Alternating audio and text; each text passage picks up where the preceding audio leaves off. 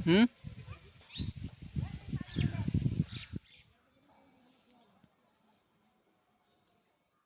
नमस्कार जय जगन्नाथ सांग मैंने शेष ब्लॉग को आपको स्वागत। आज हम चलतु उत्कलमणि गोपन दास ग्राम को जावा सुवर्ण ग्राम को देख से ग्राम उन्नतिकरण कम चलती चलन देखा केमती कौन चलती देखिए यहाँ हूँ गाँ आरंभ बा सुवर्ण ग्राम आरंभ ये जो कम हो जहाँकि आम जो पर्यटक बुलाया आसवे गाड़ी रहा पार्किंग स्थान तार लोकेशन आपने पुरी भुवनेश्वर जातीय राजपथ आसीपारे। जदि वीडियो भल लगे तो लाइक शेयर सब्सक्राइब करेंगे कमेंट करेंगे नाती संगे कथबार्ता हाँ विषय अधिक जाना। देखो मंदिर तैयार करा ये गाँ रास्ता देखु कि सुंदर काम करा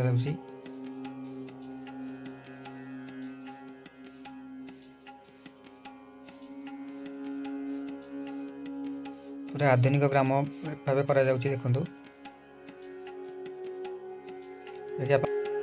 गाँव रास्ता के सुंदर कर देखो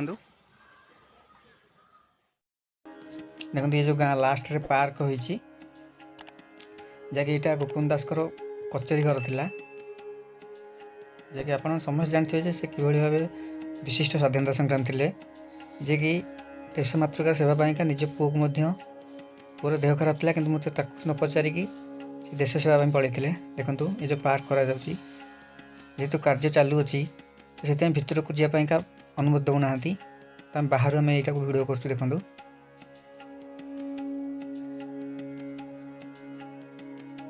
बहुत सुंदर काम करा देखो बहुत सुंदर सुंदर गछ लगी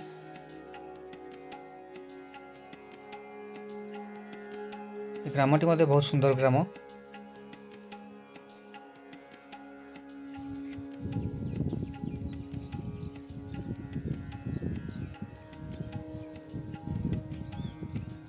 आ गोटे भिडियो देखा जो पंचका तैयार कराई गाँव लास्ट रे तुम आपको देखी आ गोटे भिडियो जो पार्क भितर कम चली देखो मुझे आपको चारिपट देखा कि कम चली बर्तमान पार्क से गोपबंधु गाँव को तो से जो कम चलती कौन केमी चली ये आम ग्रामवासी मौसा अच्छे पचार चलते मौसा आप ना कौन कहले भगवान अच्छा ये ग्राम ग्रामवासी आप अच्छा जो कम चलती कौन केमती केते दिन चललानी कौन 2 वर्ष हो गला जो पूरा पार्क हम ना कौन हाँ गोटे पार्क तो चलती खेलना पिला दोली फली से तारी भीतर सब अच्छी स्मृति घर हरिका किसी हो ना भितर स्मृति घर तक से ले सरकार ले तो चलती कम घर भीतर काम चलती हाँ हाँ ठीक है आप बहुत बहुत धन्यवाद नमस्कार मौसा देखो पुणी थे देखा दूसरे आपको चलुच तो पार्क बंद अच्छी तो कम मैंने सरला पर ही पार्क खोला हे तो आप बाहर पटू देखा मरा बाहर पटू देखा दूसरी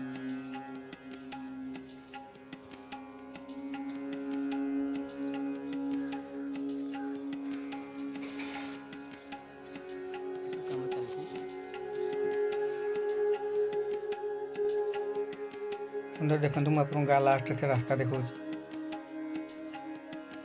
देखो ये उत्कलमणि गोपन दास बासस्थान पैतृक घर देखु मत बहुत सुंदर कारुकार्य कराई देखु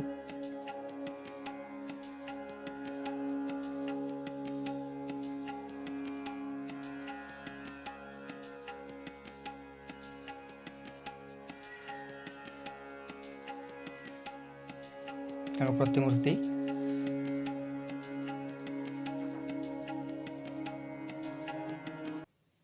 आम जो उत्कलमणि गोपन दास ग्राम को आसते तो ये नाती अच्छा चलतु पचार आज्ञा आप ना मो ना रवींद्रनाथ दास आज्ञा आप कौन हे गोपन दास गोपबंधुंकर नाती बोली मत समस्त जानती आज्ञा कहीं एटा को ओडिशार बहुत लोग आसुँच आज्ञा तेणु से समस्त मत जानते चिन्हती गोपबंधु तो आम जो कम चलती केत वर्ष है चलला मैंने कमटा ये तो 18 रु चली आज्ञा 18 रु आरंभ करता 19 20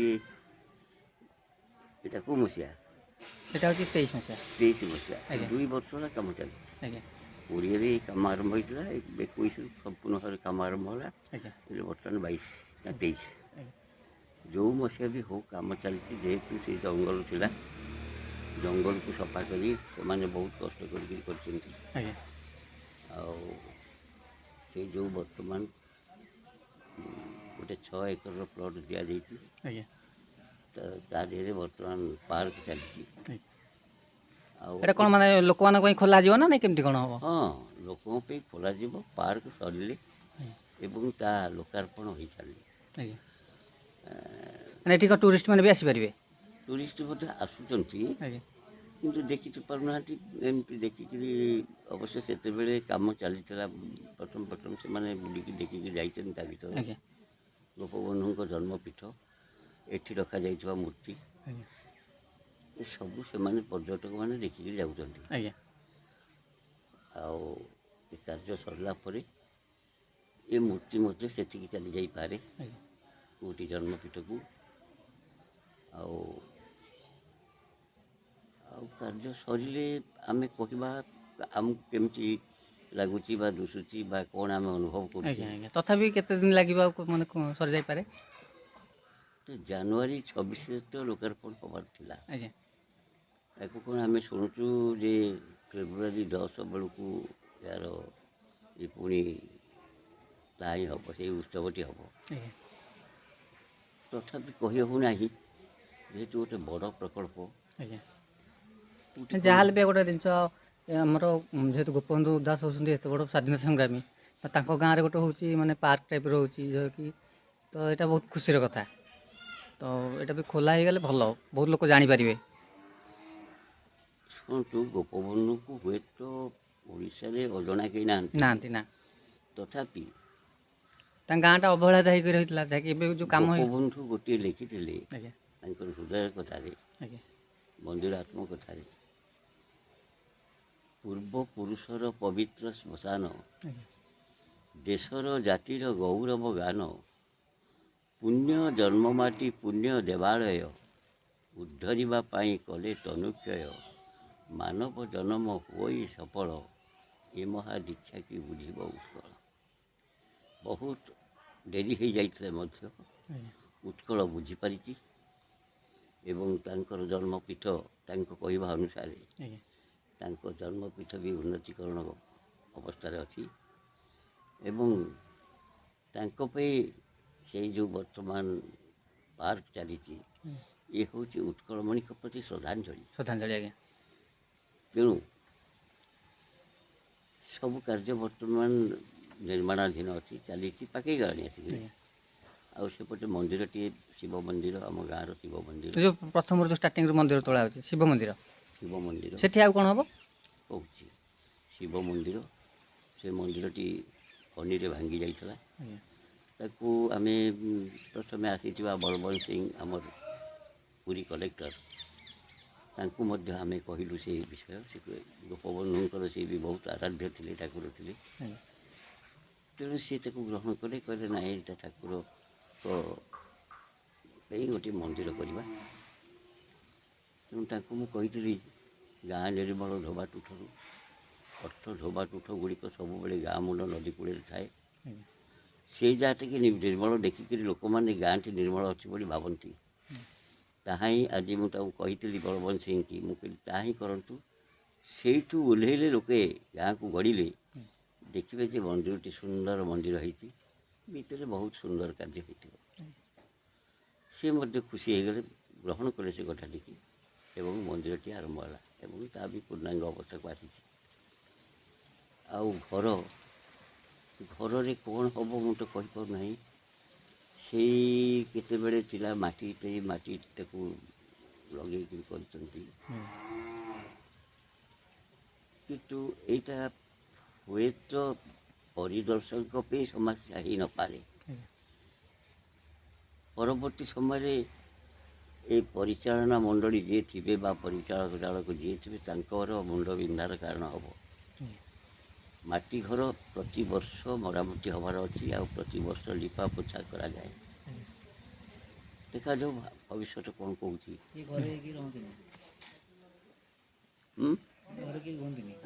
ହଁ, ସେ ଘରେ ଆମେ ସମସ୍ତେ ରହୁଥିଲୁ, ଆମ ପରିବାର ରହୁଥିଲା।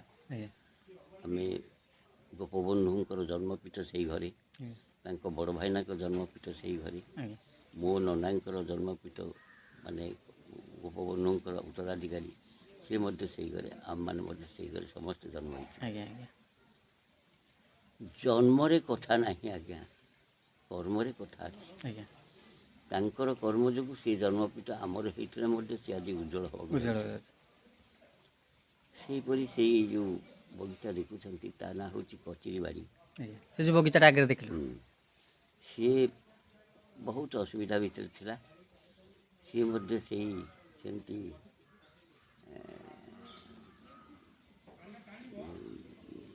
ମାନେ ଗୋଟେ ରହିଛି ପ୍ରବଚନ କହିପାରୁନି, ମନେ ପଡ଼ୁନି। କୁସୁମ କୁସୁମ ଅର୍ଥ ଫୁଲ, ଫୁଲକୁ ପଟୁକା ମାନେ କଦଳୀ ଗଛର ବାସୁଙ୍ଗାର ଯେଉଁ ପଟୁକା, ସିଏ ତାକୁ ଗୁନ୍ଥିକିରି ମାଳ କରି ଠାକୁରଙ୍କ ବେକରେ ଦିଆଯାଏ। ସେ ଯେଉଁ ଗୋଟିଏ ପ୍ରବଚନ ଅଛି, ଫୁଲ ଯୋଗୁଁ ପଟ ନିଷ୍ଠରିଲା, କାହିଁକି ନା ସେ ଠାକୁରଙ୍କ ବେକରେ ପଡ଼ିକିରି ସିଏ ବି ବହୁତ ମୂଲ୍ୟବାନ ହେଇଗଲା। ସେହିପରି ଗୋପବନ୍ଧୁଙ୍କ ସାଙ୍ଗରେ ଯେଉଁମାନେ ଚଳିଛନ୍ତି, ଗୋପବନ୍ଧୁଙ୍କ ପରିବାର ଲୋକ, ଗୋପବନ୍ଧୁଙ୍କ ପାଇଁ ଯେଉଁମାନେ ଆଜି ବି କାମ କରୁଛନ୍ତି, ସେମାନେ ସମସ୍ତେ ମଧ୍ୟ ସମ୍ମାନିତ ହେବାର ଆବଶ୍ୟକତା ଅଛି। ପରବର୍ତ୍ତୀ ସମୟରେ କିଏ କାହାକୁ ସମ୍ମାନ ଦେଉଛି କି ନ ଦେଉଛି ତାହା ତ ଆମେ କହିପାରିବାନି, କିନ୍ତୁ ପରିବାର କଥା। ଆଉ ଆଗକୁ ଯେଉଁ ଆସୁଛି ଆମର ଉଦ୍ଘାଟିତ ହେବ ବା ଲୋକାର୍ପଣ ହେବ, ସେଥିରେ ଶୁଣିବାକୁ ମିଳୁଛି ମୁଖ୍ୟମନ୍ତ୍ରୀ ଆସିବେ, ମୁଖ୍ୟମନ୍ତ୍ରୀ ଆସିବେ, ଆଉ ଅନ୍ୟାନ୍ୟ ସବୁ ପ୍ରଶାସକମାନେ ଆସିବେ, ଆଉ ଆସିକିରି ଏହାକୁ ଉଦ୍ଘାଟିତ କରିବେ। ଆଜ୍ଞା ଠିକ୍ ଅଛି ଆଜ୍ଞା, ଆପଣଙ୍କଠୁ ଆମେ ବହୁତ ଜିନିଷ ଜାଣିଲୁ।